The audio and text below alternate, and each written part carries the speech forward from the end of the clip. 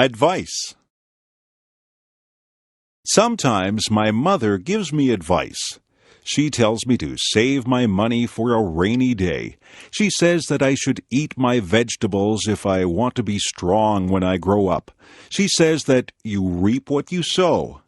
I didn't know what that one meant, so I asked her. She said that if you are good to people, they will be good to you. If you do bad things, then bad things will come back to you. My mother is always giving me advice. She says that a penny saved is a penny earned. I am still thinking about that one. Some of these things are difficult to understand. My mother is very wise. She says that she has learned from her mistakes. She tells me that she would like me not to make mistakes, but she says that everyone does make mistakes. The important thing is that we learn from our mistakes. My mother says that nobody is perfect. My mother tells my sister that time is precious. My sister wastes time, and my mother doesn't like that. My mother tells me to be true to myself. She says that I should not follow the crowd. I should listen to my own conscience and do what I think is right. She says that it doesn't matter if you fail at something. The important thing is that you try. If you've done your best, then that is all that matters. I listen to my mother. I think she gives very good advice. My mother has a lot of common sense. I hope I am as wise as she is when I have children of my own. Sometimes I wish that she would not give me so much advice. I think that I know what I'm doing. But in the end, I always remember what she has said, and I try to live by the standards that she has set for me. Take the advice that your parents give you. They only have your best interests at heart. The circus. Wow! A big tent was in the middle of the town's parking lot. We were going to a 3-ring circus. I couldn't wait for it to begin. Inside and outside of the tent, toys, balloons, and food were being sold. All of the children were so very excited. Inside the tent, we found good seats so we could see everything. The band started to play loud music, and the ringmaster came out with a big tall hat on his head. In one ring, there were small animals, dogs, monkeys, and parrots doing tricks. The dogs were dressed in funny clothes, and so were the monkeys. They rode on bicycles, danced, and climbed ladders.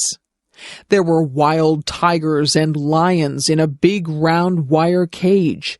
A man with a whip was inside the cage with them. He had them trained to jump through a hoop of fire and to roll over. He even kissed them. He was very brave. During the break in the middle of the circus, funny clowns came out and did silly things. They had happy faces and sad faces. Some had big red noses that honked if you squeezed them. There were rides on elephants, too. I didn't go on one because it cost too much money. The last act took up the whole tent. It was the acrobats. They hung from their teeth, their feet, and their necks high up in the air. They also swung high up in the air and flew to each other. It's kind of scary to watch because I was afraid they might fall. I had a very good time at the circus. However, my tummy felt kind of sick from all the cotton candy and junk food I ate. A day at the beach. When the hot summer weather arrives, many people like to cool off by visiting the beach. Often there is a cool breeze that comes off the water. And of course the water itself is cool and refreshing. One of the favorite activities at the beach is building sandcastles. Children use small shovels and pails to move the sand.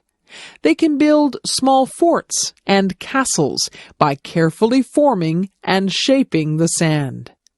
Building sand castles is a lot of fun, but you shouldn't build them too close to the water.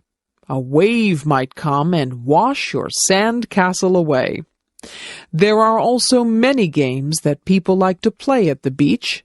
Some people play catch with a small plastic disc called a frisbee. The frisbee glides smoothly through the air.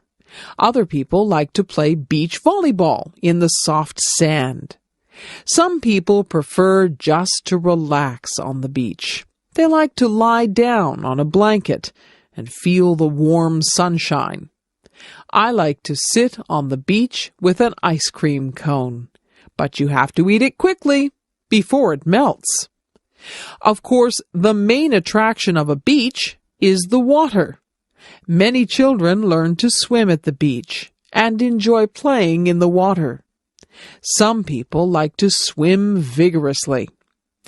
Other people like to relax in the water on an inflatable floating mattress. Other people just wade around in the water as a way to keep cool. When it is a windy day, some people try sports, such as surfing. Going to the beach is surely one of the best ways to spend a summer day. University. It's time to sign up for school. This year, Natalie is going to Brock University. She has never been to university before. She is a little bit scared. She hopes she meets nice new friends. Natalie stood in line to get her picture taken. The picture was put on a card. The card was her picture ID, identification. She would use this card if she needed to buy books from the school bookstore, if she wanted to get a book from the library, or if she wanted to use the pool. After all of the signing up and money was paid, Natalie went out to lunch with her mother. "Mom, I'm kind of scared about going to school. I'm going to be the youngest kid there. I don't know how to take notes. The teachers might be mean." Natalie rambled on. Her mom just calmed her down and said, "Take one day at a time, Natalie. Worry only about today." You're right, Mom. Thanks." Natalie was very scared on the first day of school. She made sure she had all of the books she needed and lots of pens, pencils, and erasers. She walked into the front of the building and went on her way to try and find her classroom. Natalie got through her classes and met a lot of new people, nice people. Her classes seemed to go by really fast, and the day went by even faster. When Natalie got home, she was so excited. She told her mom that classes weren't all that scary. The students and the teachers weren't scary either. Natalie knew that the schoolwork would be hard, but she felt good about the people she had met that day. She knew she'd have a good year. Music. A song comes on the radio. My lips start to move, singing along. My fingers start to snap. My feet begin to tap. The music sinks deep into my soul. I listen to the music as it fills my brain, and I remember when I used to sing. I sang in front of huge crowds. I loved it when they watched me and clapped for me when I was finished. Letting out my feelings when I was sad, mad, happy, or glad was when I would sing. I sang in the shower. I sang in the rain. I sang in church. I sang walking down the street. Music has always been a big part of my life. It seems like I was a baby when I started playing the piano. I would sit on my sister's lap while she played the piano, and I would bang on the keys. I remember sitting beside her and learning how to sing. I sang my little lungs out. As I grew, I listened to other singers on tapes, the radio, and CDs. I took those things that I had heard from different singers and made myself sound like them. Soon I could take what I had heard all my life and make it into my own sound. I have always liked singing jazz and blues. I don't listen to jazz and blues a lot, however.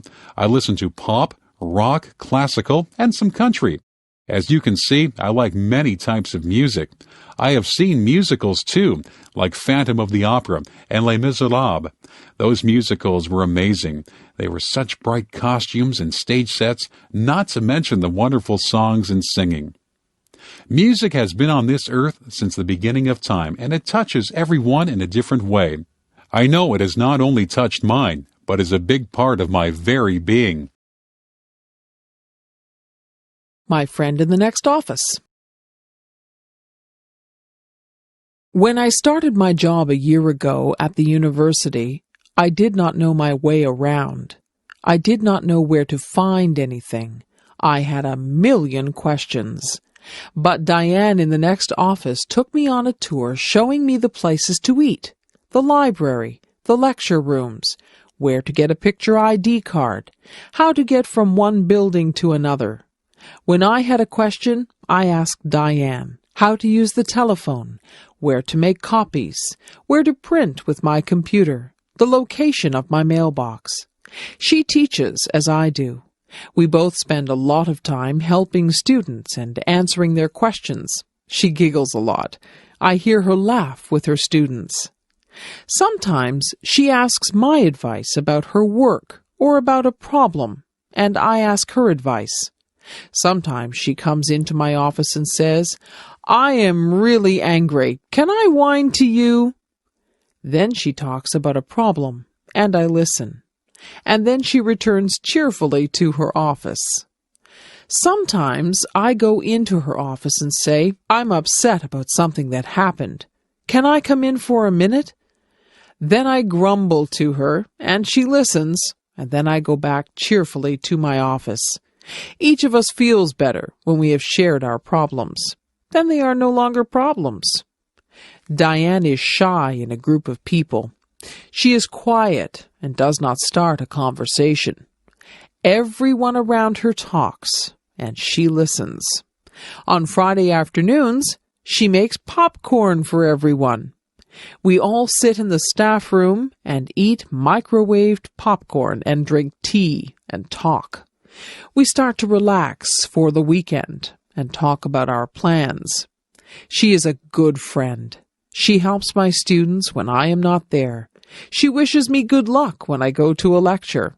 I am very glad that she can be my friend in the office beside mine. Making cookies. Something smells good. My friend's mom is making cookies. They are chocolate chip, my favorite. I think I'll go home and ask my mom if we can make cookies too. I run all the way home and rush through the door. I yell, "Mom, Mom!" She comes out from her bedroom, her eyes wide. "What?" she answers, a little worried. I breathlessly ask if we can please, pretty please, make cookies. She smiles and says, "I guess so." "Yes," I reply. First, Mom tells me to get out the cooking stuff. So I get out the mixer and bowl, the measuring cups and spoons, and the cookie sheets. Then she tells me to get out the recipe book. I remind her that the recipe is on the chocolate chip package. "Right," she says. Then she asks me to look at the recipe and get out the things we need, like flour, sugar, and butter. We set the oven temperature to 350 degrees Fahrenheit. Then we mix all the flour and other ingredients together. Last, we added the chocolate chips. We drop the batter by big teaspoons full onto the cookie sheets. We set the timer for 12 minutes and just sit back and enjoy the good smell. The buzzer rings. We take the cookies out. Oh, do they look good. We don't even wait for them to cool down. Both Mom and I get a big glass of cold milk and 2 big warm cookies each. Yum, yum. Want to join us? Going to the grocery store. Each week, I go to the grocery store to buy food for my family. I get a shopping cart from the front of the store, and I push the cart all around the store. The cart is large, but when I am finished shopping, the cart is nearly full. The grocery store is also called a supermarket. When I go shopping, I start out in the produce section of the supermarket. The produce section is where the fresh fruits and vegetables are kept. I like to buy different kinds of fruit, such as apples, oranges, and bananas. The vegetables that I often buy are carrots, peas, and corn. I also buy tomatoes when they are bright red in color. I often buy a bag of potatoes or a bag of rice. After visiting the produce section, I go to the meat section. Here I buy poultry, such as chicken and turkey. I often buy seafood, especially fish. I also buy beef, and sometimes pork or lamb. I also visit the dairy section, where I can buy milk and cheese. Sometimes I also buy ice cream or yogurt. When I have finished in the meat and dairy sections, I then move to the bakery section. This is where loaves of bread are baked and sold. There are many different kinds of bread in the bakery section. The bakery section also sells pasta, such as macaroni and spaghetti. And of course you can buy pies, cakes, and cookies in the bakery section. These foods are very sweet and tasty. I also pick up a few other things at the supermarket, such as soap, toothpaste, and cleaning supplies. But sometimes I forget to buy something that I plan to get. Maybe I should make a list of the things I need to buy. First date. Ring, ring. The phone is ringing. My mother answers it. Hello, she says. It is for me. When I pick up the phone, I hear a boy's voice. It is a boy I go to school with. This boy is very nice, and he is cute too. He asks me if I want to go out for dinner with him tonight. I say yes. He's going to pick me up at 5:30 p.m. in the evening. He has a nice red car. Before he picks me up, I have to find an outfit to wear. I am nervous and don't know what to wear. So my sister picks out an outfit for me. I feel excited and have the sensation of butterflies in my stomach. The inside of my hands are damp too. I put on my outfit and do my hair. My sister gives me some nice clips to put in my hair. Ding dong! The doorbell buzzes. My date is here. I hurry to the door so I can greet him. He tells me that I look nice and that we are going to a place called Empty Bellies. When we arrive at Empty Bellies, there is loud music playing. A smiling waitress comes who serves us our food. I order a large Caesar salad. My date orders steak. When it arrives, the food looks and is delicious. The waitress asks us if we want dessert after we've finished. But we are too full. So we ask for our bill to pay. My date pays for the meal. I brought money just in case we would share the cost. When we leave the restaurant, we go for a walk by the river. It is a beautiful night. I am enjoying my first date. I am laughing and having fun. It is time for us to go home. So my date takes me home. I smile and thank him for the great time. I hope he'll ask me out again. Stars in the midnight sky. Twinkle, twinkle, little star, how I wonder what you are. Up above the world so high, like a diamond in the sky. Twinkle, twinkle, little star. This is a little poem song I always say when I'm outside and I see the stars. When I see the first star of the night, I always say this one. Starlight, star bright, first star I see tonight. I wish I may, I wish I might, have the wish I wish tonight. Do you have a special thing to say about the stars? Stars are beautiful bright spots in the sky. Stars are usually seen at night when it is dark. We can't see them in the daytime because the sun is so bright, the brightest star of all. I like staying up late just to look at the stars. One time I was outside at midnight, and the stars seemed to sparkle and dance.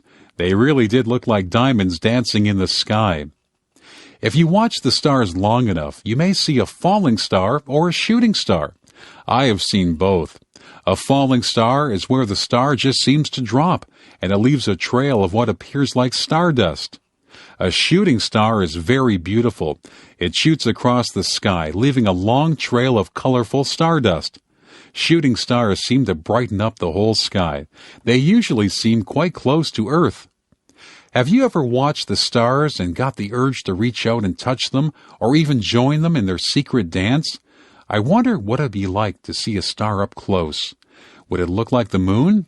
Maybe one day when I am older, I will go up in a rocket ship and visit the dancing stars in the midnight sky. Health. Our health is very important to us. People can have good jobs, money, or good looks. However, if they become sick, those things don't mean a thing. It is wonderful to feel good. Feeling good isn't just about our body. It is also about our mind and spirit. We need to feel good in every area of our life. One of the things we can do to be healthy is to get enough sleep. If we don't sleep well, or enough, it hurts our body. It is during sleep that our body restores itself. Everybody knows we should also eat good foods. We need milk products, meats, fruits, and vegetables, and breads and cereals. We shouldn't eat too much fat or sugar things either. Of course, we just shouldn't eat too much at all. Another thing that is very important is water.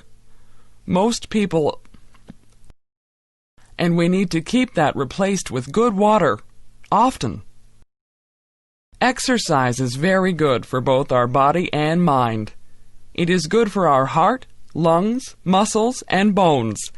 It gets oxygen to our brain to help us think better. It can help us be smarter. Doing things that we believe are right and good gives us peace inside. It makes us nicer people and is good for our spirit. When we do what we know is right, it helps to reduce stress, which isn't good for any part of us. When we take care of our body, mind, and spirit, we feel good all over and inside too. What a beautiful world this would be if we could all work at doing these things for ourselves and also trying to be a help to others. The musician. There once was a little girl named Rain Angel. She loved to sit at the piano and play. Rain Angel was a very gifted girl. She had a voice that gave people shivers, and she loved to sing. As Rain got older, she continued to love music. Rain became involved in the choirs and bands at her high school. She loved performing in front of people. She couldn't help but feel the sense of power she had when she was up on stage, and there was always loud clapping when she finished a song. Rain soon went out on her own and looked for someone that could help her become famous. Rain wanted to share her talent with the world. She felt that her special talent for music helped people feel good. Rain went out into the big world, and she did very well. She was always performing her best, and someone finally noticed her. Her new agent helped her to make her first album. Rain became famous because she never quit trying. Rain loved her new way of life. She continued singing and playing her piano. She was even taught how to write her own music. Rain Angel had always dreamed of becoming a celebrity. She always remembered her friends and family when she was famous because they had always believed in her. Rain Angel strove for a faraway place, and it became her reality. She always believed that what she wanted to become was her choice. She believed that if you have the strength and determination, you can make your dreams come true. Halloween. Ghosts, goblins, witches, princes and princesses, kings, queens, skeletons. So many of these things are walking down my street. Oh no! They are coming to my door. The doorbell chimes, and I slowly open the door. There, standing on my front porch, is a little ghost and a cute little witch. They hold up a bag and say, "Trick or treat." I put candy into their bags, and they smile and say, "Thank you." Every October 31st is Halloween. That is when children dress up as different things. Not just funny people, but things like animals or fruits or vegetables. They go from door to door and get different candies or little toys from the people in the houses. Some children, who are not very nice, will do naughty things to houses where people are not home, like throwing eggs at their windows. I think that is bad. Sometimes people decorate their houses for this day. Some of the houses can be pretty scary. They'll have scary noises coming from a tape recorder, too. However, it's only for a few days out of the year, so we may as well have fun with it. This year my brother is dressing up as a skeleton, and I'm dressing up as a bride. I am wearing my mom's wedding dress. It is fun dressing up in costumes and putting on lots of makeup. Sometimes our friends don't even know who we really are. The best part of Halloween is the candy, of course. I once got an entire garbage bag full of candy. My mom and dad took it away because I was eating too much.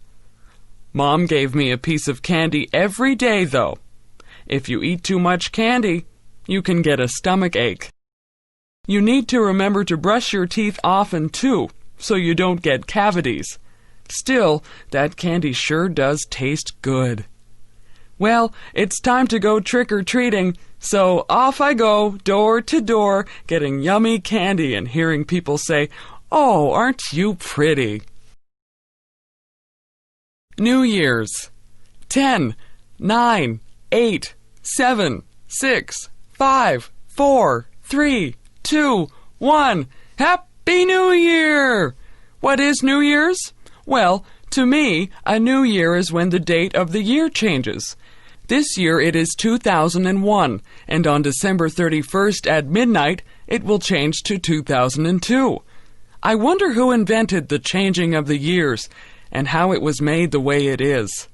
It must have been someone a long time ago, since it's already 2001. When New Year's comes closer, a lot of people talk about New Year's resolutions.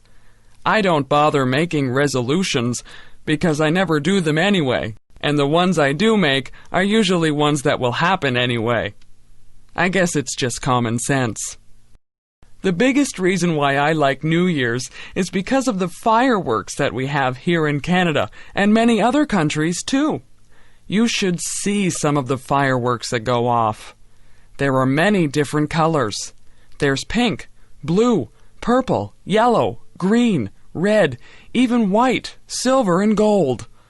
Fireworks make loud bangs, squeals, siren sounds, and sometimes all at once. There are lots of different sounds, but I can't even explain what they are all like. Fireworks are best when it's very dark outside. They light up the whole sky. Sometimes they look as though they are going to fall on you. I like New Year's because it's fun in other ways, but the fireworks are the best. You can buy fireworks to use for your own fireworks show. However, you have to be careful that no one gets burned or hurt. Usually there are parties at New Year's. Some people really dress up fancy and even wear masks. They don't know who one another is until midnight when they take their masks off. As midnight comes very close, everybody begins to count down, and then everyone yells out, "Happy New Year's!" and bangs pots and pans or rings bells or honk horns. Join me in the countdown on New Year's Eve. 10, 9, 8, 7, 6, 5, 4, 3, 2, 1. Happy New Year! More music. I like music. I have always liked music. Even when I was very young, I liked music. I liked to listen to it and to make it. When I was a little girl, listening to nice music would sometimes make me cry.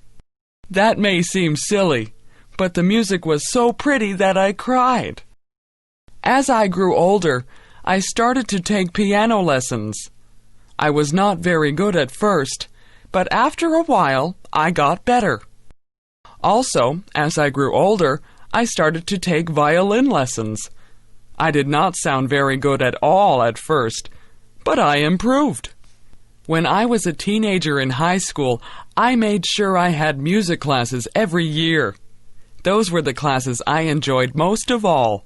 Everyone loved music, and we had a lot of fun. I started to take private singing lessons while I was in high school, too. I also sang in the choir, played in a band, and acted in plays in high school. The plays were all musicals, so I got to sing and dance and enjoy music that way also. It was so much fun pretending to be other people.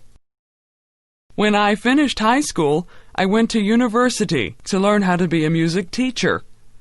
That was a lot of fun because every day I was with other people who loved music as much as I do. Mostly, I played the piano. But I also learned how to play the drums, a saxophone, a trombone, a French horn, a clarinet, a flute, which I really was not very good at, and a viola. I took more singing lessons, too.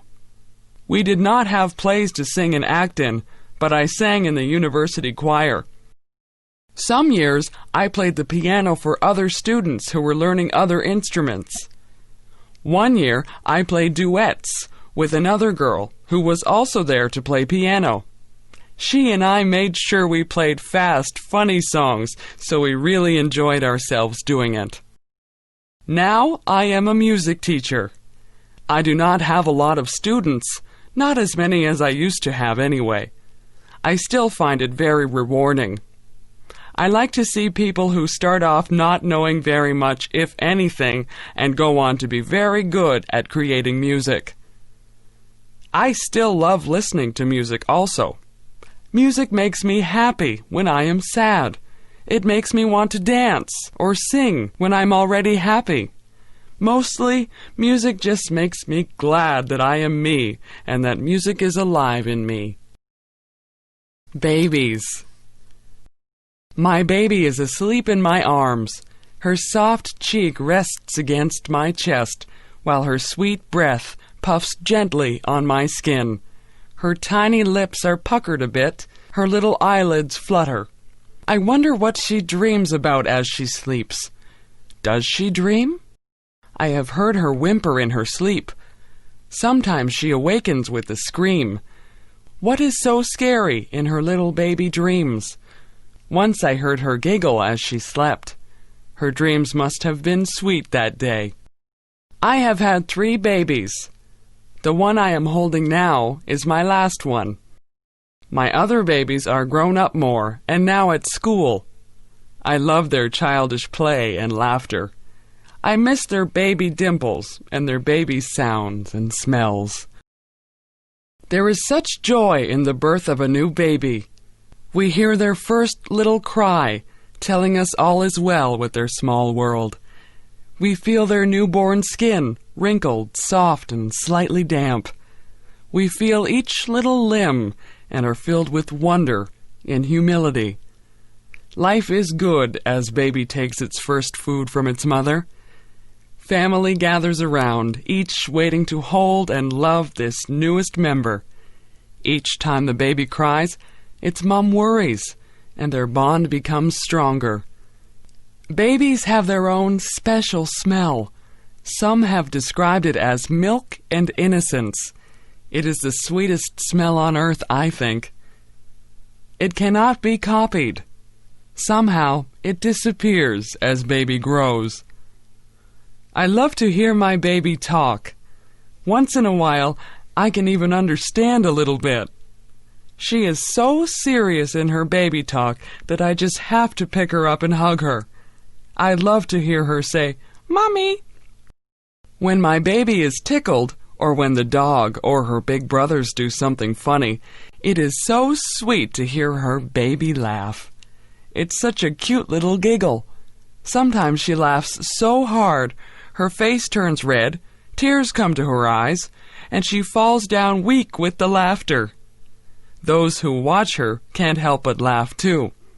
I hope she always laughs so easily. The parents watch with pride and joy as baby grows and has many firsts. There is the first time baby sleeps through the night, rolls over, smiles, laughs, hugs and kisses. Then there is the first tooth, crawling, first step, and first word. With each new first, the baby becomes less a baby. These steps are a little sad to parents, too, because they know they're losing their baby.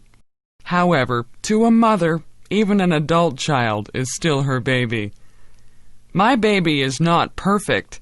Sometimes she gets mad or whines for no reason. But to me, she is still beautiful. Her smiles more than make up for her tears. Her hugs wipe away when she's been bad. I intend to cherish each moment with my baby while I can. My parents. My parents live in England, and I live in Canada. I don't see them often. They used to come and visit on a plane, and we would pick them up at Toronto Airport. But now they are older and say the flight is too long for them. I went to visit them last year with my son, their grandson. They live by the ocean, and we could hear the sound of the waves through the bedroom window and see the blue water of the English Channel.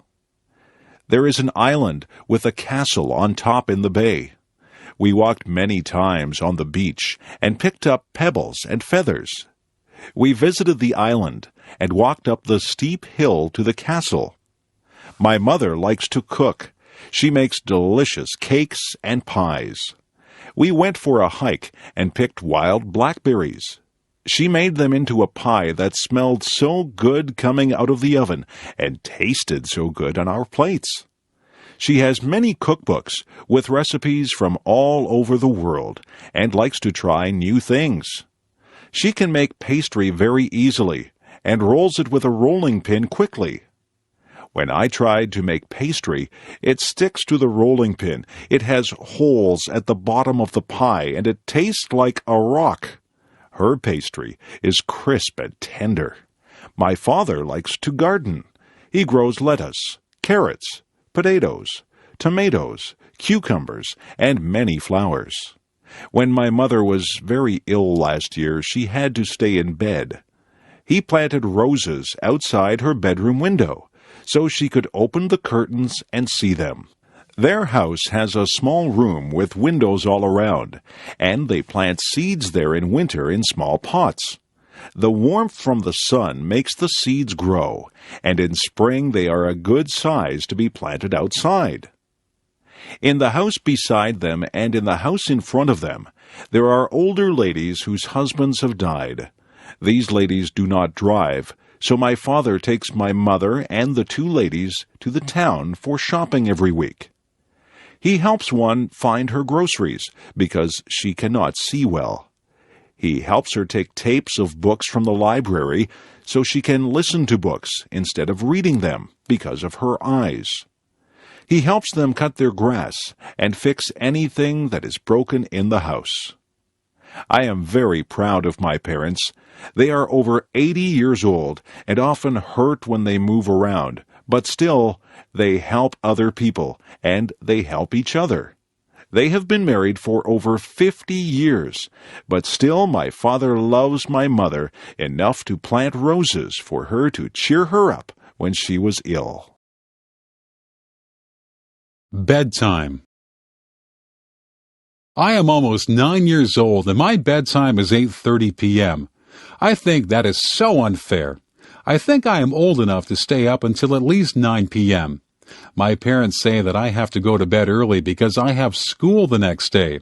I can't wait until I am grown up and can stay awake as long as I want. Even though I think I should be able to go to bed later, I do like our nighttime routine. At about 8:15 p.m., my mom sends us upstairs to put on our pajamas. When we come back downstairs, we read together.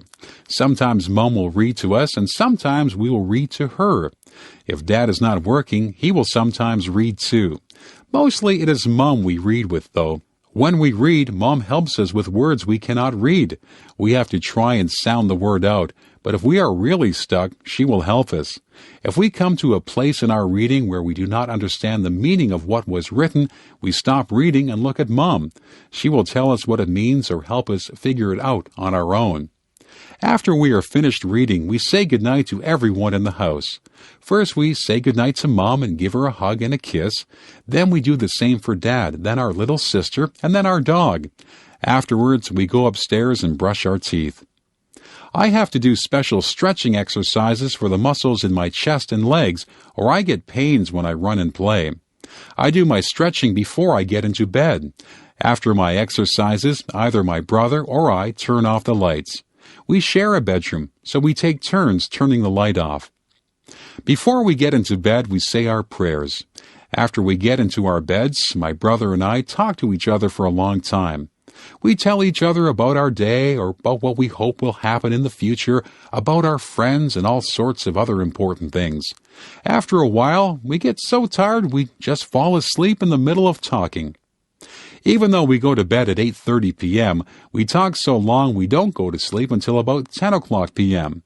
I still do not know why I have to go to bed so early when I'm not even tired. Why do I like mathematics? Sometimes there is a problem in life that has no answer. Perhaps a child has trouble learning. Perhaps someone becomes ill. Perhaps there was love, but now there is conflict. These problems are hard to solve. There is no single answer. Many people have opinions on what is the best answer. But in mathematics, there is an answer. A single answer that is right. There is no doubt. There is no argument. This answer is right. If we ask, what is 5 plus 7? The answer is 12. If we ask, how do you raise a child? The answer would depend on the child and the parents. Sometimes there is more than one way to reach an answer. Imagine we want to find the area of a triangle. The triangle has a right angle. The two sides surrounding the right angle are 20 millimeters and 30 millimeters. The formula for the area of a triangle is 1/2 of base height. We could consider the 20 millimeter side as the base and 30 millimeters as the height. We could consider the 30 millimeter side as the base and the 20 millimeter side as the height. Both ways would produce the same answer. The area is 300 square millimeters. Alternatively, we could consider the base as the third side of the triangle, and then we would have to draw a height and measure it. The height would be neither 20 nor 30. But still, we would end up with the same answer. In math, the answer does not change. Another reason I like math is the way it brings order. There can be a whole set of numbers or a whole set of measurements that mean nothing until mathematics organizes them into a pattern. An average number can be found. Graphs can be drawn. The spread of the numbers and probabilities of a certain number happening can be calculated. This is like having a whole lot of dirty dishes after supper. Applying math is like washing and sorting the dishes and putting them back into the cupboard. Math is a powerful tool. Math should be our friend, and we will find more ways to use it to better our lives. My sister's visit to Canada. My sister had never been to Canada, but came for a visit last April.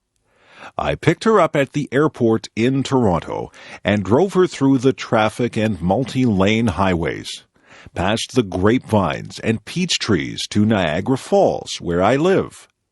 She was very tired from the flight and soon slept. The first day, we walked to see the falls. The spray from the falls drifts high into the air and across the people standing to watch. There are people from all over the world watching the water and using their cameras. Because it was April, there was still ice beside the water, huge chunks of ice that looked like white rocks. In the river, there were floating pieces of ice moving downstream. The next day, we went to the town where the Niagara River joins Lake Ontario. The weather was warm. We walked a long way, and our feet were hot, so we went down to the edge of the water to put our feet in. One toe in was enough. The water was so cold it made our feet ache. A piece of ice drifted beside our feet. I put one foot in for a second, then out, as the pain of the cold went right through me. My sister could not understand how it could be so warm, but there was still ice. Another day, we went to see my daughter. She is living on a farm, an hour's drive away. We walked through her trees. The buds were starting to turn into leaves. We stopped and looked at the spring wildflowers. We climbed across a creek by walking over a fallen tree. We saw the footprints of raccoons by the water. There was fresh air and sunshine and blue sky.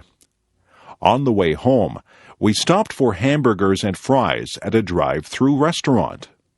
She had never been to a drive-through restaurant before. Then we went to a donut shop. There are no donut shops where she lives. There was a choice of 20 different types of donuts, some round, some with holes, some with frosting, some with jam inside. Each was different. The days passed quickly, and soon it was time to take her back to the airport. Some of the trees now had leaves. Some of the tulips were now blooming. It was hard to say goodbye to my sister.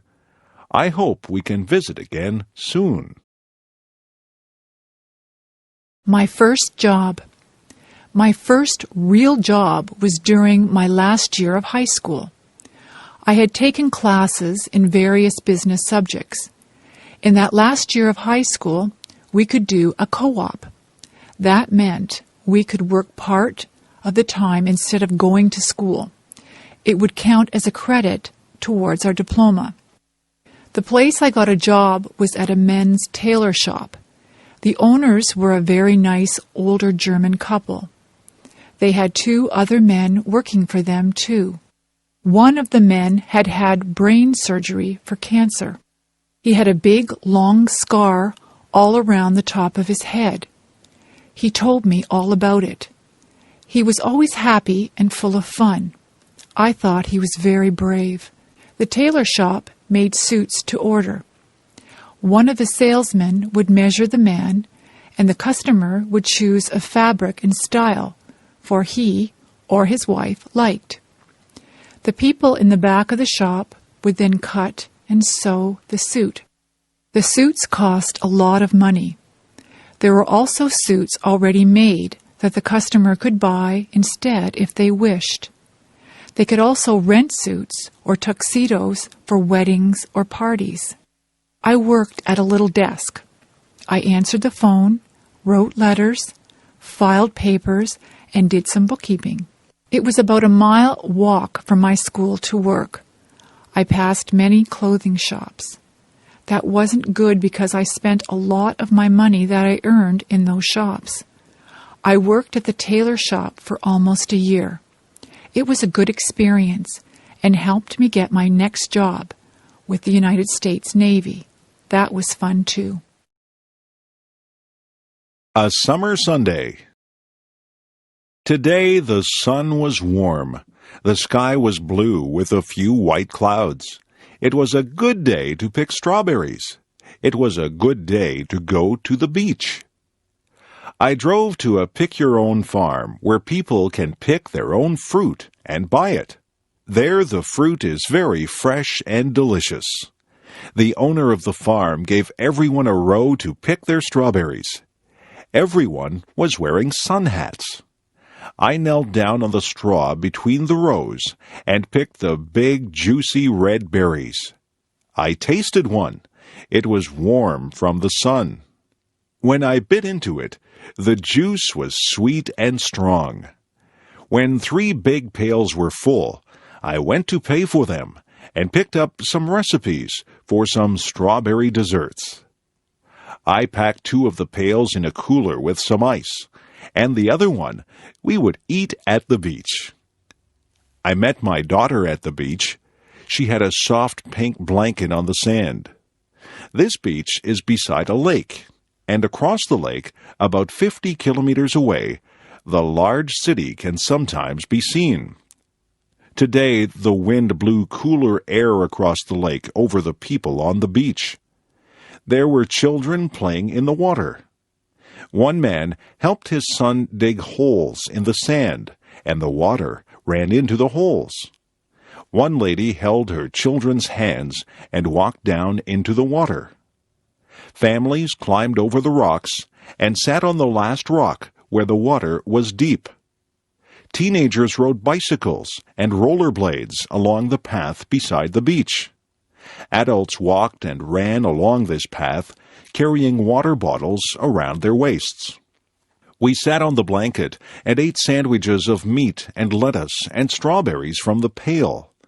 We talked and read books and lay in the sun, relaxing. We wore sunscreen, but our skin was getting hot. How cold was the water? We walked across the sand that almost burned our feet to the edge of the water. She went right in and lay down floating. I put my toes in and felt the chill through my body. I went up to my knees, then my thighs, but that was far enough. My whole body was cooled down. I headed back to the blanket to lay in the sun again. Soon it was time to go home. She was coming to my house for supper. We drove down the highway with the windows open and our hair blowing in the warm breeze. We cut the strawberries up and made a strawberry dessert with cake and ice cream. We sat outside in the backyard under the maple trees with the birds singing around us and ate our supper. It was a perfect ending to a relaxing summer day. Thanksgiving. An important holiday in North America is held during the fall or autumn season of the year. This holiday is called Thanksgiving. At this time of year, people join with their relatives to reflect upon their good fortune. Thanksgiving is a holiday that has a long history in North America. It was first celebrated when English settlers arrived in the eastern part of what is now the United States during the 17th century. When they survived the first hard year, they celebrated and gave thanks to God. They invited some of the native people to their Thanksgiving celebration because the native people had helped them to survive during the hard winter. The tradition of celebrating Thanksgiving continued and spread throughout North America. Each fall, during the time of the autumn harvest, people celebrated Thanksgiving.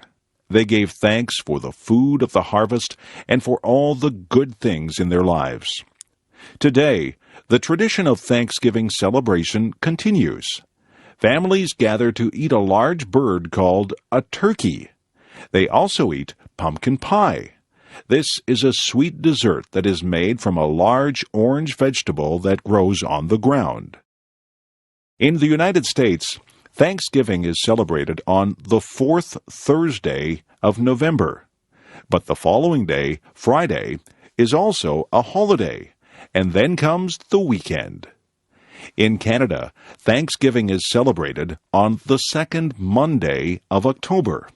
The reason for the earlier celebration in Canada is that the weather is colder than in the United States. This means that the harvest happens earlier in Canada, so Thanksgiving is held at an earlier date. But in both countries, Thanksgiving is a very pleasant time of year.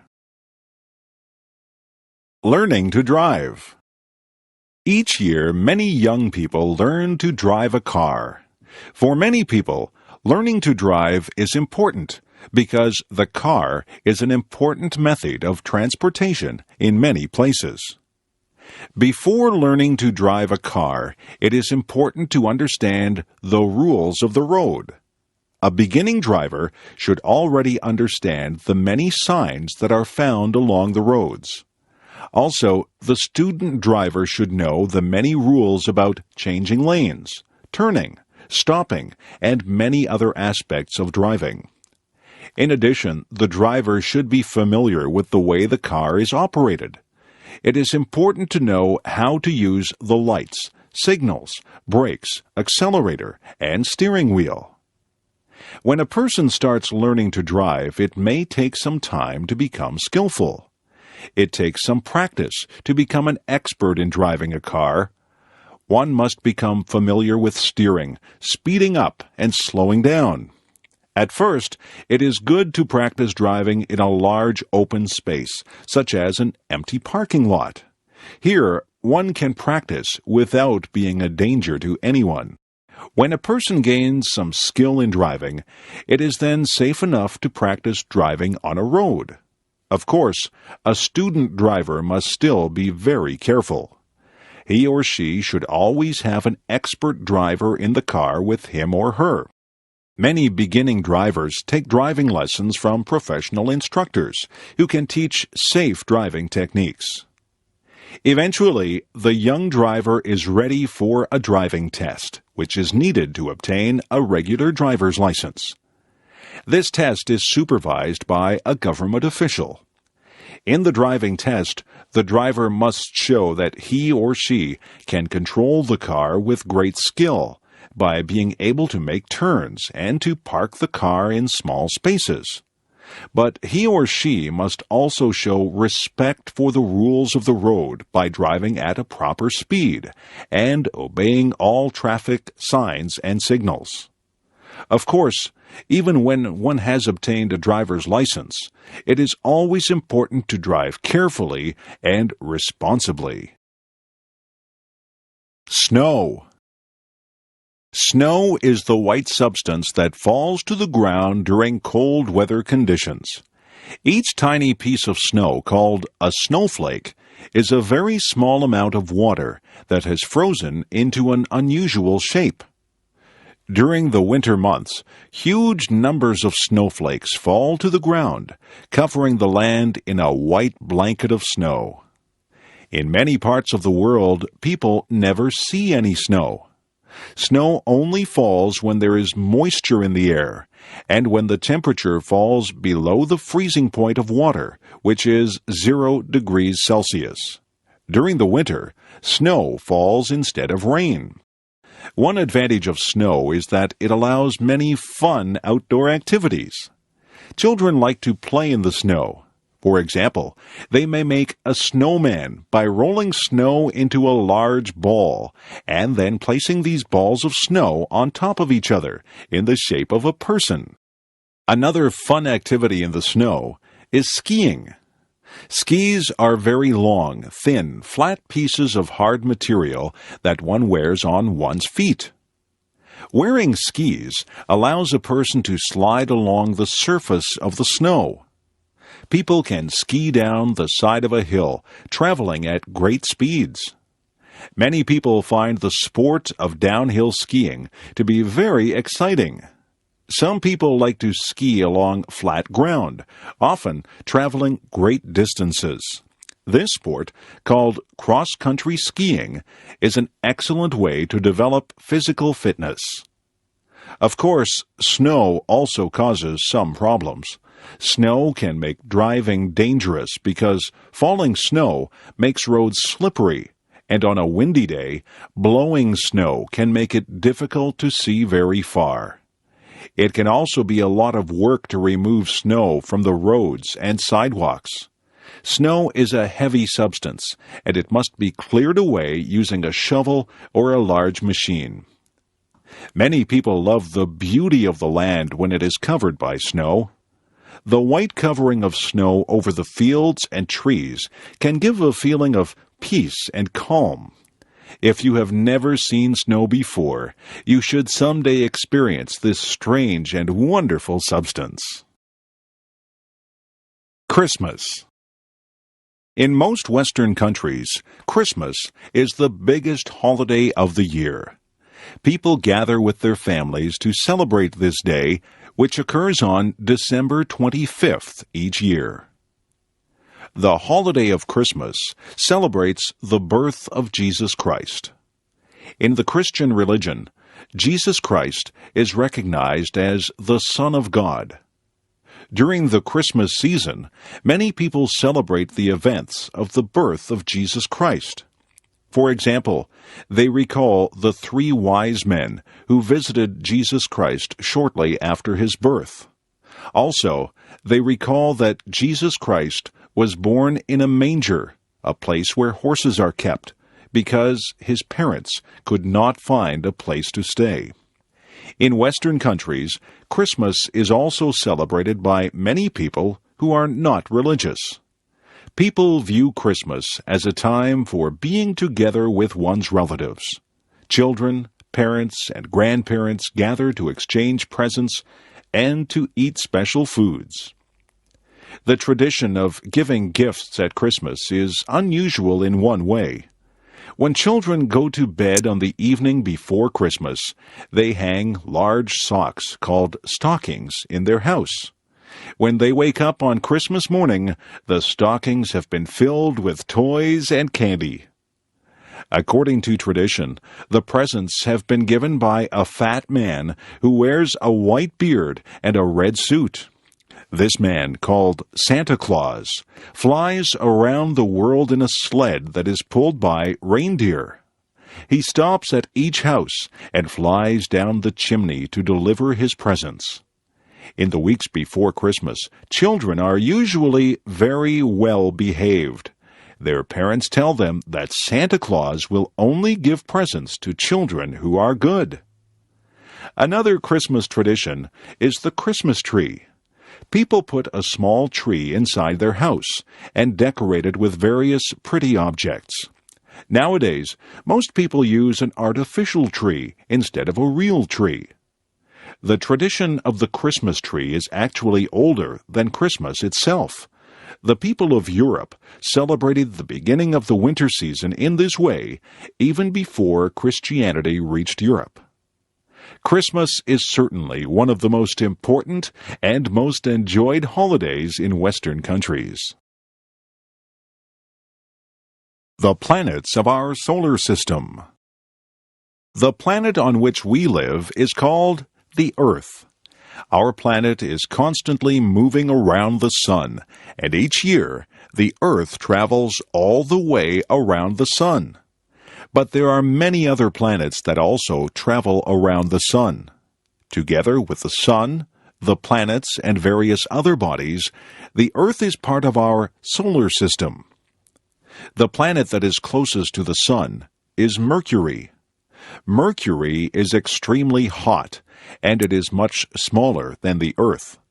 The second planet from the sun is Venus. Venus is about the same size as the Earth. Venus is also very hot. The Earth is the third planet from the sun. The Earth is unusual among the planets because it has such a large moon. The Earth is bigger than the moon, but the moon is still quite large. It takes about 1 month for the moon to travel around the Earth. The fourth planet from the sun is Mars. Mars is known for its red color. Mars is smaller and colder than the Earth. Mars has 2 very small moons. After the planet Mars, there are many small bodies called the asteroids. These rocky objects are much smaller than the planets.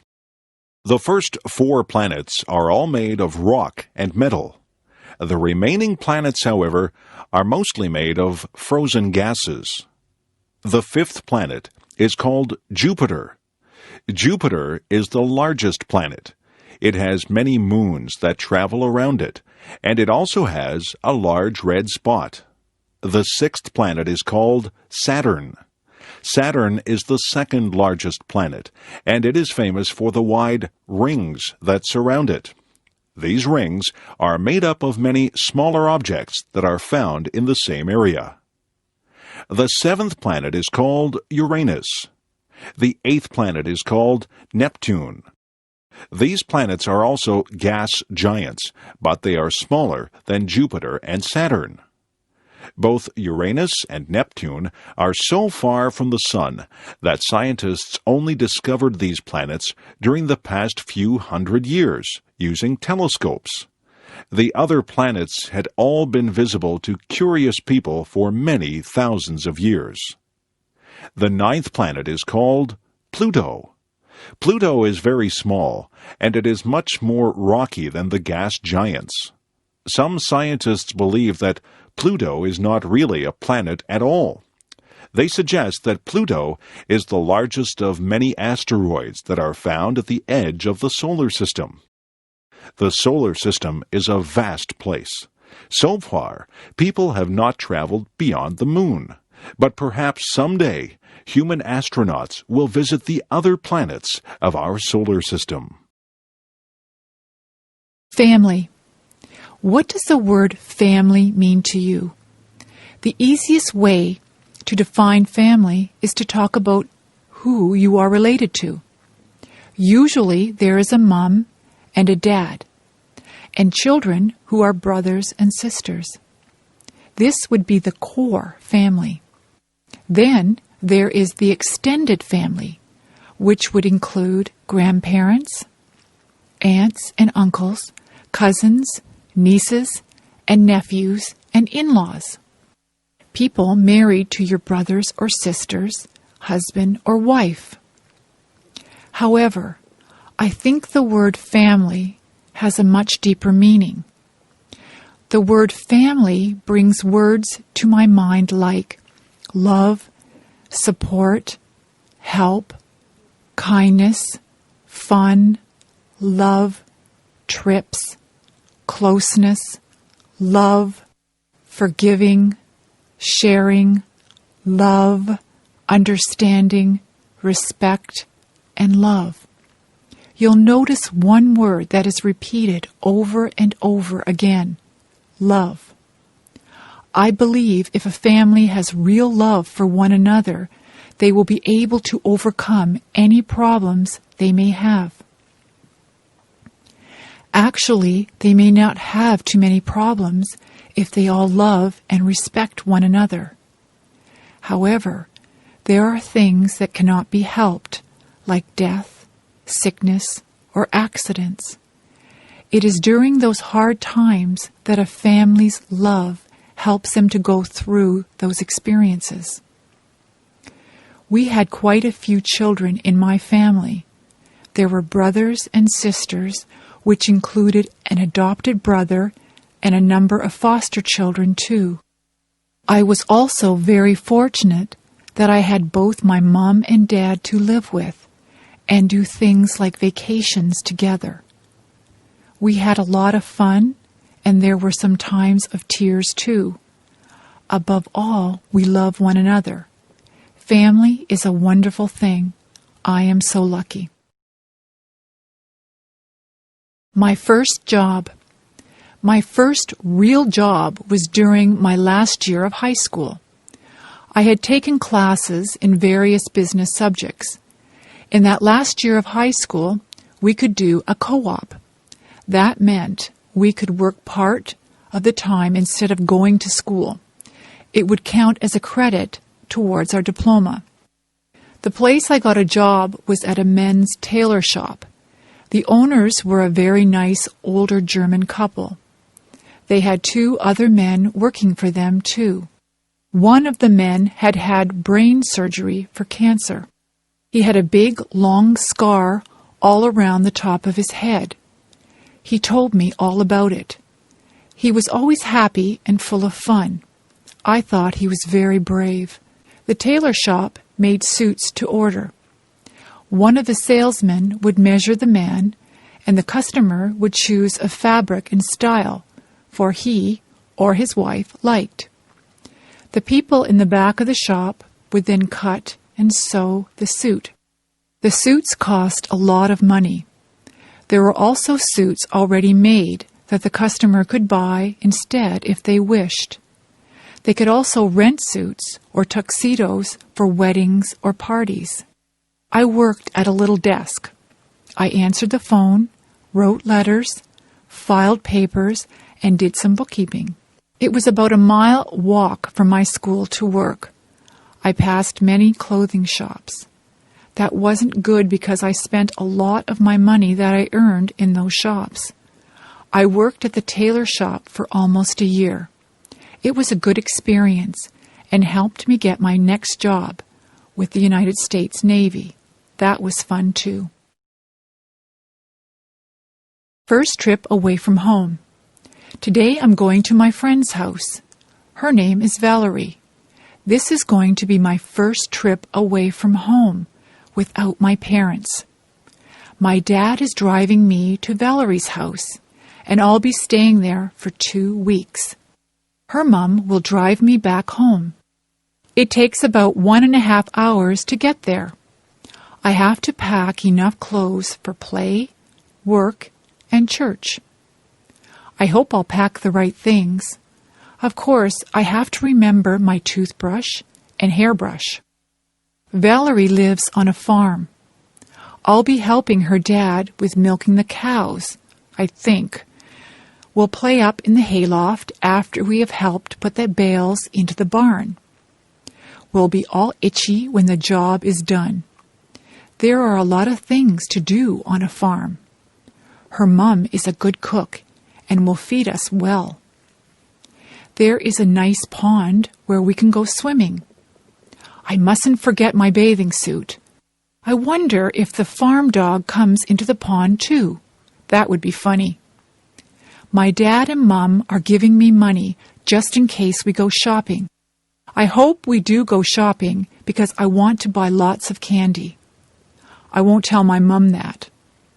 Oh dear, I hear Dad yelling, "Let's go!"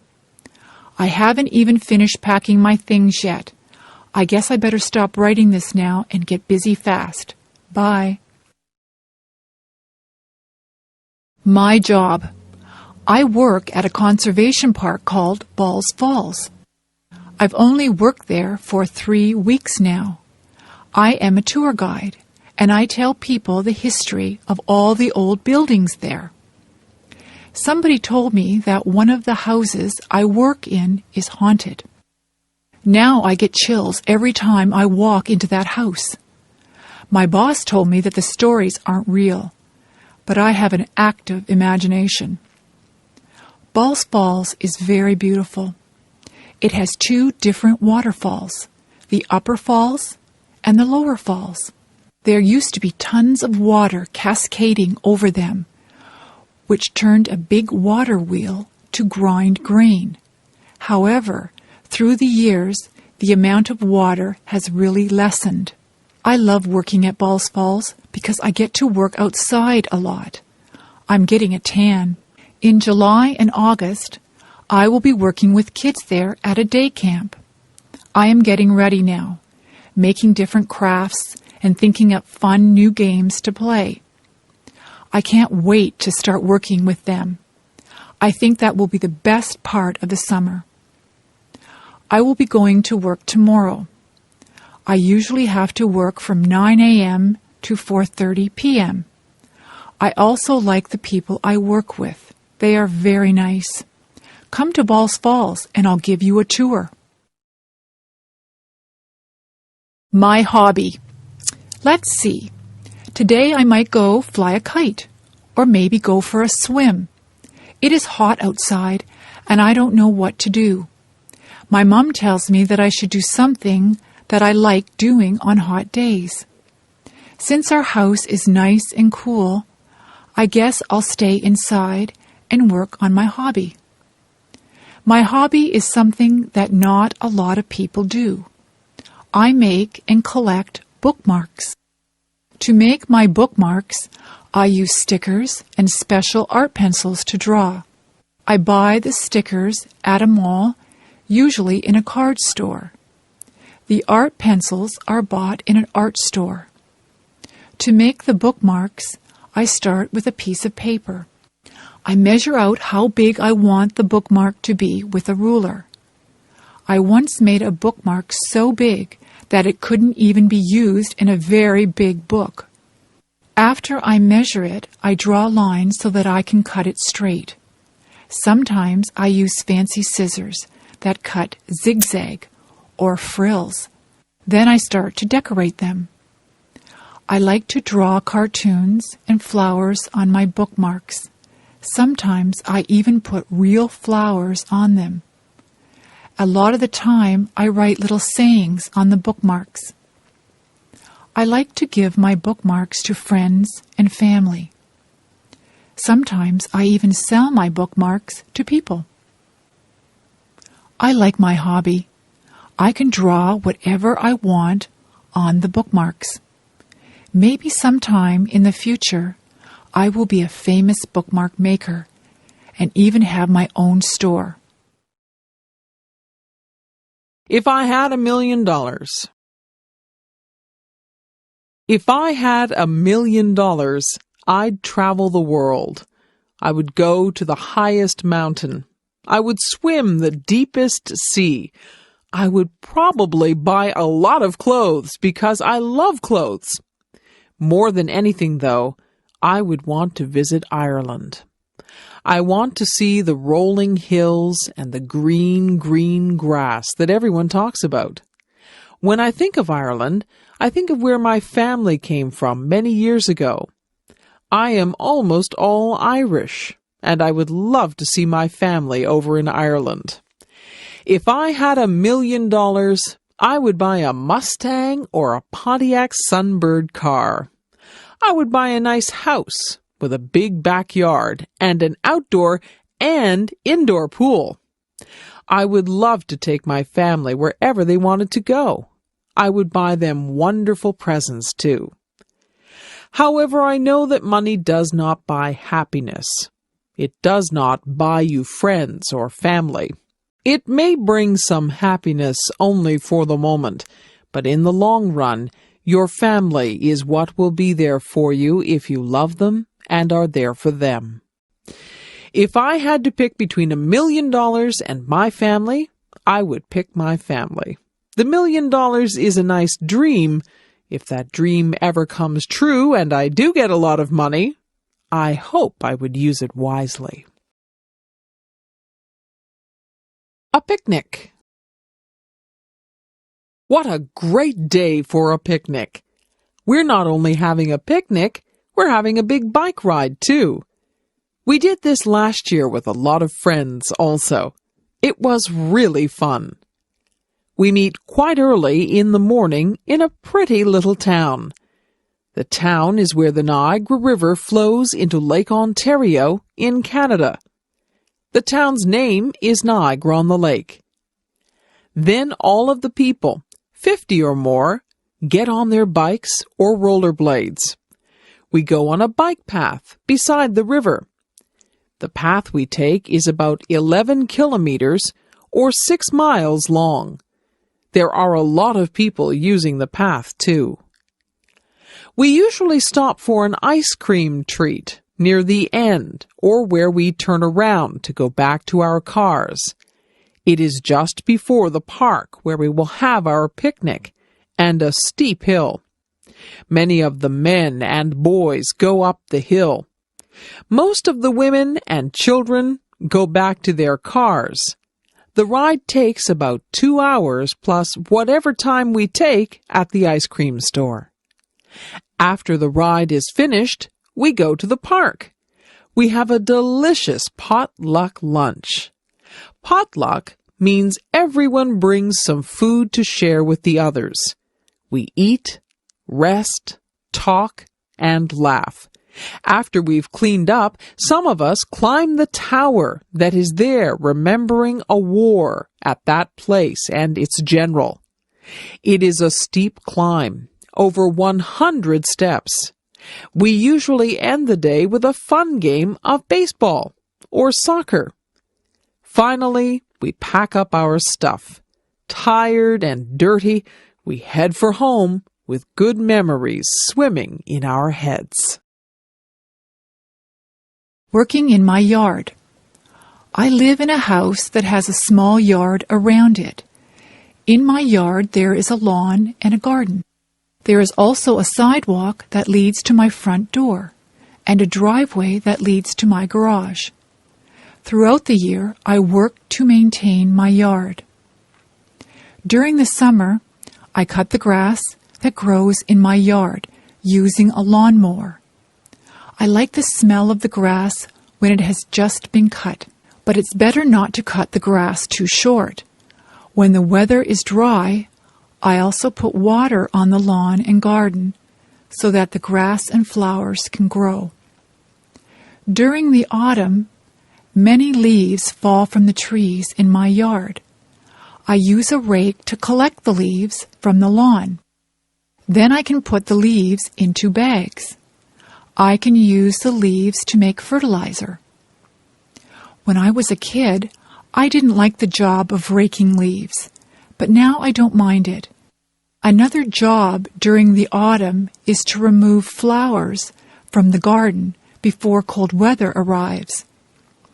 During the winter, there is no work to do in the lawn or garden because they are covered in snow. But I need to keep the snow off my sidewalk and driveway. Whenever it snows, I use a shovel to clear the snow from the sidewalk and the driveway. Sometimes it snows a lot. If I didn't shovel the snow, it would soon be impossible to get into my house. During the spring, the snow melts. I clean up my yard by sweeping away the dirt and by removing weeds from the lawn and garden. I also put flowers back into the garden. It's nice to see them again after the long, cold winter. When spring comes, the grass grows very quickly, so I need to cut the grass quite often. Working in the yard can be very satisfying work. It's so nice when the lawn and garden are looking green and healthy. Early morning. Yawn. I'm so tired. I don't like getting up in the morning. I wish I could sleep in until noon. My mom has to come into my room and shake my feet. "Get up, you lazy girl," she says. "It's time to rise and shine. It's a beautiful day." I raise my head, mumble and turn over, putting my pillow over my head. My mom yanks my pillow from off my head and starts tickling me. "Okay, I'll get up," I shriek. The sun is so bright that I squint. I think I will go outside and play. I can't wait to get up now. My mom cooks me breakfast. I have eggs, bacon, toast, and orange juice. When I finish my breakfast, I brush my teeth, comb my hair, wash my face, and then change into my play clothes. I choose a bright pink and yellow tank top with jean shorts and blue sandals. My bike is in the garage where my dad keeps the cars and tools. As I pedal, my hair flies out behind me. I keep my mouth shut so that bugs don't get in. I am going down a big hill now. I can hardly pedal anymore. My legs are moving so fast. I hang onto my handlebars tightly. I don't want to fall off. I finally am able to slow down as the road becomes level. I turn a corner and decide to go back home. I realize I now have to ride up the hill. I know I will be tired when I get to the top. I think that I will have some water now before I start to go up. It tastes great. It is so clean and cold. Well, I know that I have a big trip ahead of me, so I need to get going. Bye-bye. The perfect place. There is a place in my mind that is pure. Everything there is beautiful. Many flowers grow, and the grass is very green. The clouds are always white and fluffy. The trees' branches sweep the earth floor. You can hear the sound of a waterfall. It is roaring with life, and the water races. A bird calls in the distance, and as you listen, the sound gets closer. A flapping quite near makes me turn and look. A great, magnificent eagle flies over my head. The strength I see in his powerful wings amazes me. I am never thirsty or hungry. I live off the beauty that surrounds me in this perfect place. I walk on trails that lead me to breathtaking places. The beach is my favorite spot to end up. The sand between my toes is soft and cool. I love to lie down on the sand. I watch the sun go down. Sometimes the sun is a brilliant orange. The world seems like it is on fire. Waves lull me to sleep. The seagulls wake me up. In this perfect place I have learned so much. The animals and their homes are so precious. I have learned to respect the animals. They were here first. The sounds, smells, and sights are too perfect and full of life. There is no war here, no anger or stress. I don't have to worry about pollution or destruction. My perfect world exists only in my head. Maybe if we all work hard, my fantasy can become real. If I was tiny. Imagine what life would be like if you were 2 inches tall. You would have to be careful that nobody stepped on you. You would have to watch out for cats, dogs, and birds. It would be very dangerous, but just think of the things that you could do. You could live in a dollhouse or even a shoebox. You could use a bottle cap for a plate. You would have to wear doll's clothes. A stamp would make a lovely picture to hang on your wall. You could hide in a mouse hole or a drawer. You wouldn't need much food. You could probably live comfortably on the crumbs that people would leave on the table. A thimble would make a good cup. If you went outside, the grass would seem like a jungle. An insect would be huge and frightening. A puddle would seem to be an ocean. You could cross the puddle in a paper cup and use a spoon for an oar. A matchbox would make a good bed with a handkerchief as a bedspread. You'd brush your hair with a toothbrush, but you'd never find anything small enough to brush your teeth with. You could take a ride on the back of a mouse. You wouldn't find any books that were small enough to read, but you might read the back of a pill bottle. You could ride in a toy car and have a soup bowl for a swimming pool. A leaf could be your umbrella, and a mitten would make a great sleeping bag. If you used your imagination, you could think up something to use for almost all your purposes. Being small might be fun, but then again it would be frightening. I'd be afraid of my pet cat. I wouldn't want a book to fall on me. I would be afraid of being swept away by a big gust of wind. I think I'd rather be my size. Do people have the right to smoke in public? My father used to smoke. He got very ill. The doctor told him that he had to quit smoking.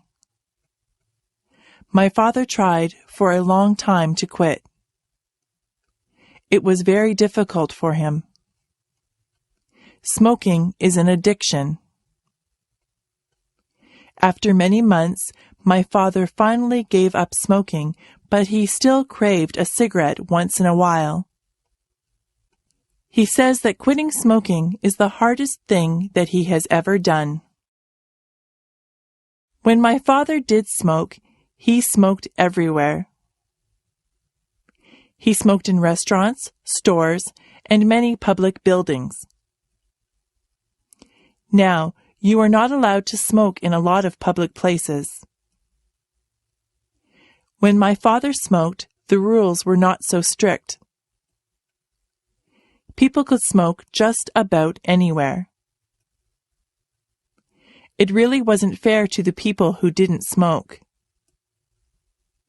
Their clothes always smelled like smoke, and they breathed in second-hand smoke. Some people think that the second-hand smoke is actually worse for you than if you smoke yourself. People would smoke in their houses, and very young children would inhale the smoke that was in the air. Some people still smoke in their houses, and their children breathe in the smoke.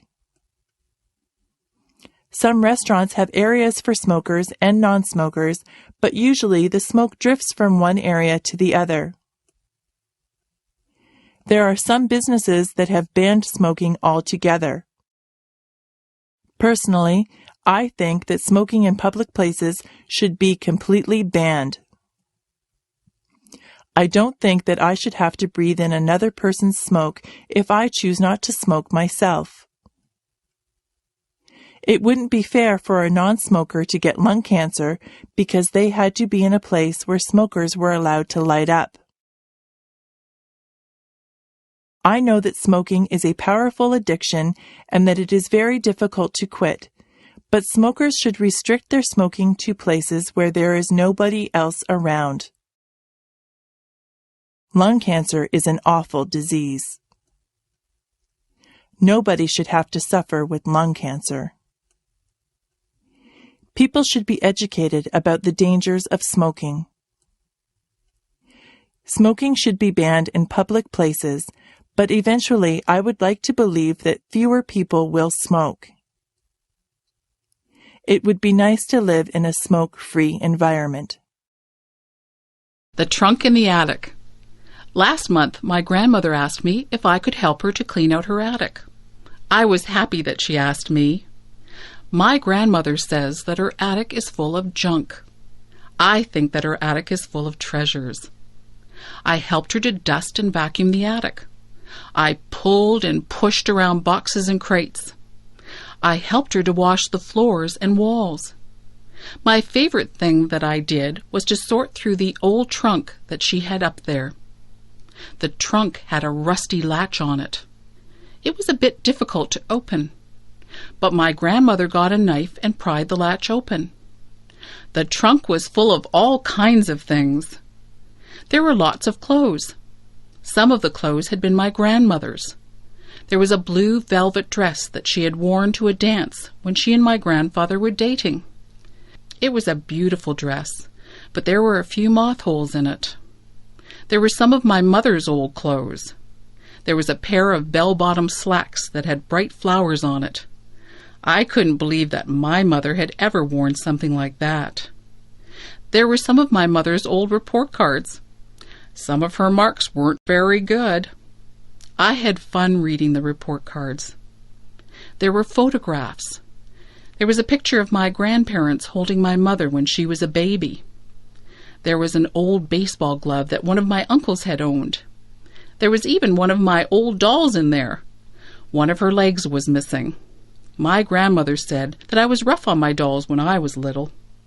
I should have taken better care of my toys. There was even some old jewelry. I tried on some of the old clothes and jewelry. I told my grandmother that I liked looking through old things. My grandmother told me to keep whatever I wanted. She said that it was all junk. I still say that her trunk was full of treasures. If I could go back in my life and do some things differently, this is what I would do.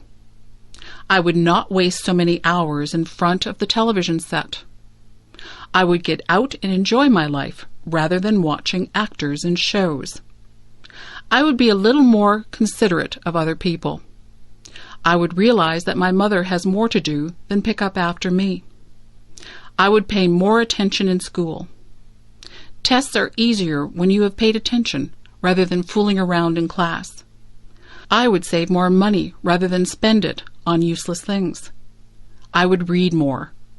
Reading is enjoyable, and it opens the doors into all kinds of wonderful places, both real and imagined. I would learn to play an instrument. Music is always appreciated if it is played well. I would eat better foods. I would try to stay healthy through my diet and exercise. I would take more pictures, and I would keep a journal. Memories are very precious. I would take the time to listen to what people have to say. People appreciate a good listener. I would take the time to enjoy each day as it comes. Sometimes I am so busy looking forward to what is coming up that I don't take the time to enjoy the day that I am living in. That's what I would do if I could go back in my life. In fact, I think I'll just make a habit of doing all of those things all through my life. Joking. Joking is good. Jokes can be very funny. Jokes can also be hurtful. Jokes can be tasteless too. It is not an easy thing to find jokes that do not offend anyone. Some jokes make fun of different races. Those jokes are not funny. They are hurtful. It is not right to tell racist jokes.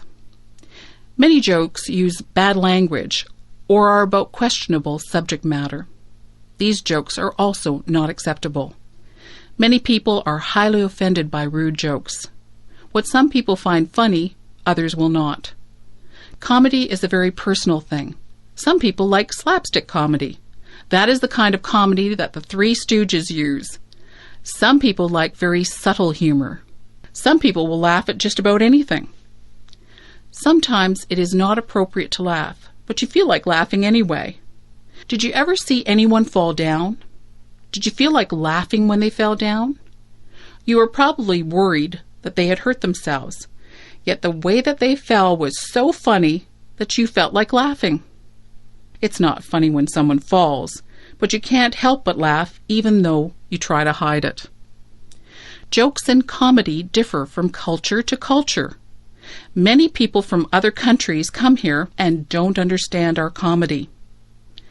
Jokes and comedies are often geared toward our environment.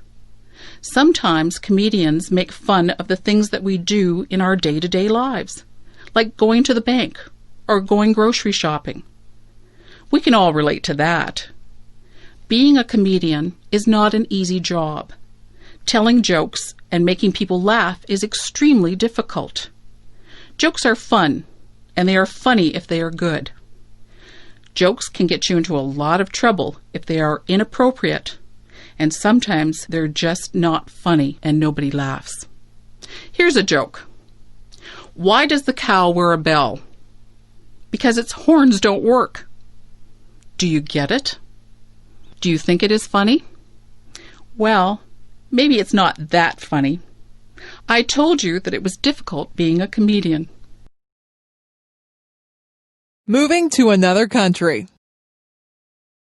My friend Steve moved to another country. He had lived in Canada all his life and he moved to Japan. Life in Japan was very different for Steve than what he was used to. At first, Steve suffered from culture shock. His whole life seemed different. He was not used to the way of life in Japan. Steve was not used to the large crowds of people that walked up and down the streets in Japan. In his hometown in Canada, the streets were fairly quiet. Steve had to get used to the food. In Japan, the people eat a lot of fish. Steve had never eaten much fish before. Steve wanted pizza, but it was expensive in Japan. Steve said that he had to adjust his eating habits. The people in Japan have different customs than we do here in Canada. Steve didn't want to offend anyone, so he had to learn the customs. He had to learn about what Japanese people considered polite and rude. Sometimes in a foreign country you can do something to insult someone without even realizing that you are being rude. At first, Steve had trouble with the language. He said that the only way to really learn the language is to talk to people. Steve talked to a lot of people. He made a lot of mistakes, but people were patient with him, and they tried to help him with his Japanese. It wasn't long before Steve felt more comfortable in his new surroundings. You have to be willing to learn new customs and a new language if you move to another country. Steve feels very comfortable in Japan and in Canada now. He is thinking about going to another country now. He thinks that he might like to try and live in Italy. I'm sure that he would get over his culture shock very fast if he moved there. Moving to a new country can be difficult, but if you are willing to learn, it can be a very rewarding experience. My doll. When I was an infant, I got a rag doll. It was a very plain little doll, and it wore a clown outfit and a clown's hat. I used to take that doll to bed with me every night. I couldn't go to bed without my doll. My mother used to pretend that the doll was talking to me. She would make the doll dance and sing songs. I would talk to the doll. My mother would answer for the doll, but I was a baby, and I thought that the doll was actually talking to me. That doll was my best friend.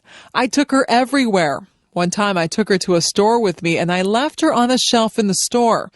We were halfway home when I realized that I didn't have my doll with me. I was very upset.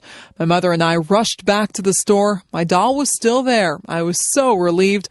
I hugged my doll and I promised myself that I would never leave her anywhere again.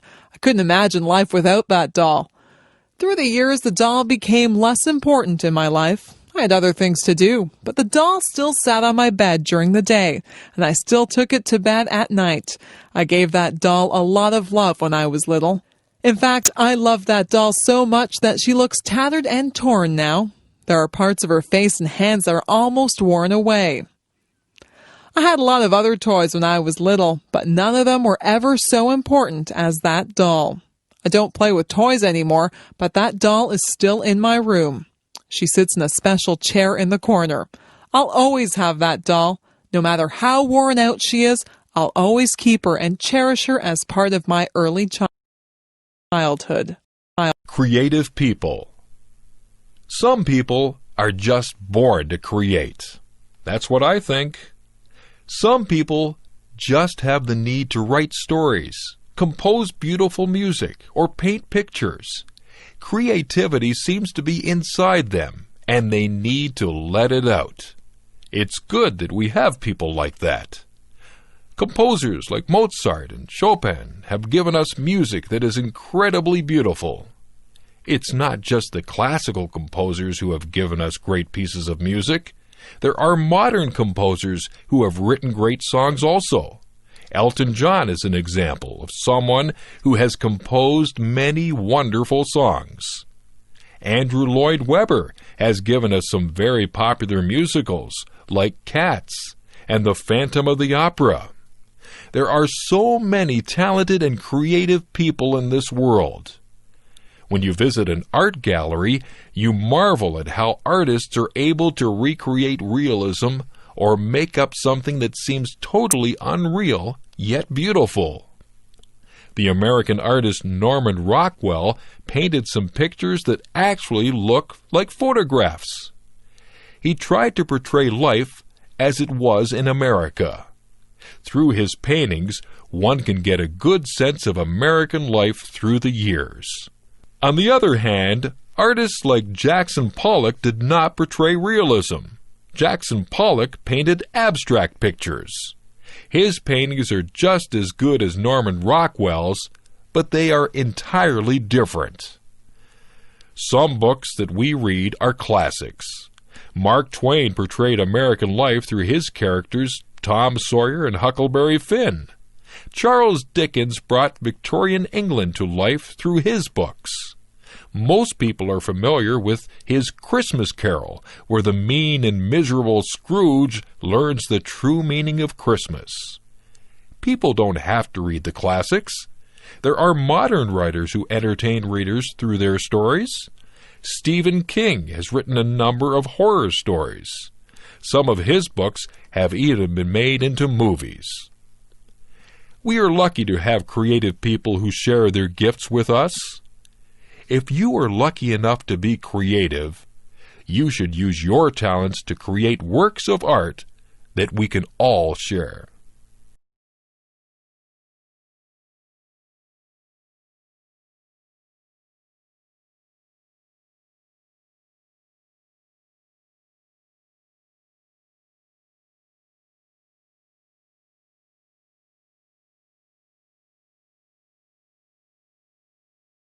Okay.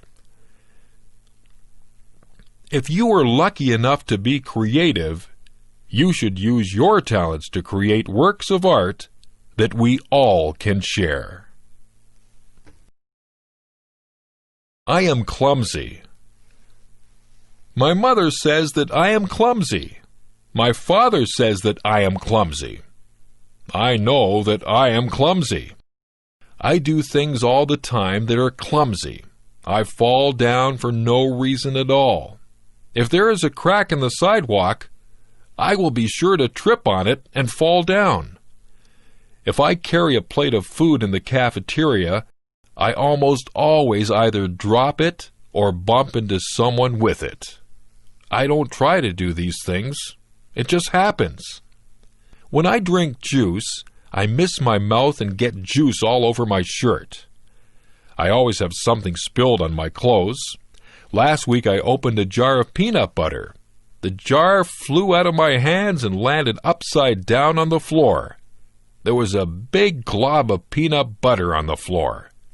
Yesterday I knocked over the sugar bowl. There was a big sticky mess on the floor. I bump my head when I get into the car. I rip my pants on things. I lose my money out of my pockets. I step on the cat's tail. I always feel bad when I do that because the cat thinks I don't love her. I don't mean to do these things. I am just a clumsy person. My parents tell me to slow down. I am always in a hurry. Maybe that's why I'm so clumsy. Maybe it's just the stage that I am going through. If it is, I hope it is over soon. Being clumsy is no fun at all. If I could fly. I sometimes imagine what it would be like if I could fly like a bird. Just imagine what it would be like to soar into the sky, flying high above the trees. You could stand on high rooftops and never be afraid of falling. You would see so many things as you flew over rooftops and forests. You would feel incredibly free as you traveled from place to place, not bothered by road signs or traffic jams. If I could fly like a bird, I would start from my backyard and travel through town. I would look down on the houses and factories. When I got tired, I would land in a field and take a nap. I would travel above rivers and follow them as they wound along and emptied into lakes and oceans. I would fly above parks, and I would call out to the children as I flew high above them. I would dip and dive as I flew. I would soar up high and dive down low so that I could almost touch the treetops. Have you ever flown? I know that you can't fly like a bird, but you might have taken an airplane ride. When you're in an airplane, you pass through clouds. It is exciting to take an airplane ride. I love taking airplane flights. I like to look down at the earth. When you're up that high, everything below you looks tiny. That's the closest I'll get to flying like a bird. But I can still use my imagination and spread my wings and soar high above the world just like a bird.